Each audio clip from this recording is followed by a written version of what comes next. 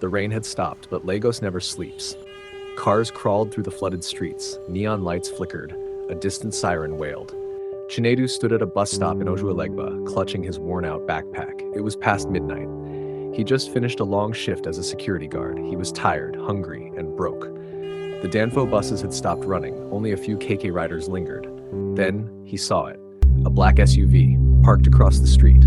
Its engine idled silently. Tinted windows, no license plate. Something about it felt wrong. Chinedu looked away, but curiosity itched at his mind. Suddenly, the back door of the SUV opened.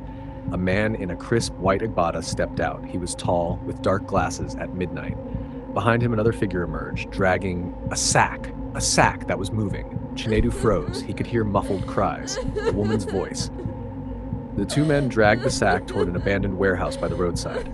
Chinedu's heart pounded. Should he run? Pretend he saw nothing? But something inside him whispered, "Follow them."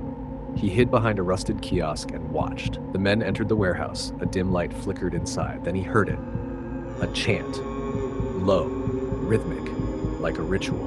Chinedu crept closer. His footsteps splashed in the shallow puddles. Through a broken window, he peered inside. The warehouse was filled with shadows. Candles burned in a circle. In the center, the sack lay open. A young woman, gagged and trembling, stared with wide, terrified eyes. Around her, 5 men in white robes whispered in unison. Their voices rose, vibrating with an eerie energy. Then the man in the agbada raised a gleaming knife. Chinedu's breath caught in his throat. They were going to kill her. He stumbled backward, knocking over a rusted metal can. The chanting stopped. "Who's there?" A deep voice roared. Chinedu panicked. He ran. Footsteps thundered behind him. "Catch him!" He sprinted down the dark street.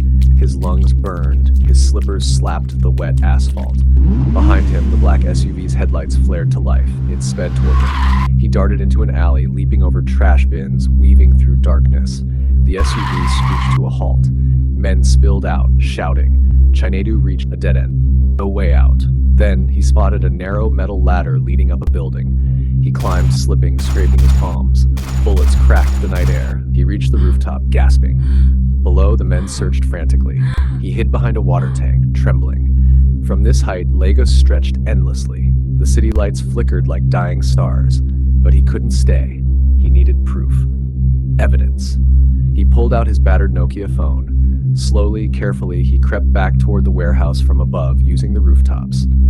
Through a gap in the ceiling, he filmed them. The men were back to chanting. The leader lifted the knife again, and then a blinding flash of light erupted from the circle. When it faded, the woman was gone, vanished. The men cheered. Chinedu's mouth went dry. They hadn't killed her.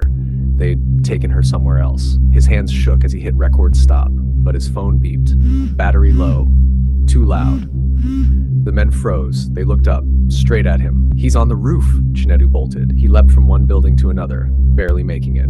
The SUV roared to life again. For the next hour, he ran through the underbelly of Lagos, through alleys, markets, and hidden paths. Finally, he reached the crowded safety of a Hoda bus terminal. He collapsed on a bench, gasping. But then, his phone buzzed. A message. Unknown number. "We know who you are. Delete the video, or you're next." Chinedu's blood turned to ice. He looked around. Was someone watching? Yes. Across the terminal, a man in a white agbada stood still, staring at him with an unnatural smile. Chinedu gripped his phone. Should he go to the police? No. What if they were involved? Should he upload the video? His fingers hovered over the button. But before he could act, the lights in the terminal flickered. Then, blackout. Total darkness. He felt a cold hand on his shoulder, a whisper in his ear. "You've seen too much." Next morning, the newspapers carried a small headline: "Security guard missing in Lagos, last seen in Ojota." No one mentioned the warehouse. No one mentioned the chanting men. And the video on his phone, gone, erased, as if it never existed. But in the shadows of Lagos, the black SUV still roamed, looking for the next witness.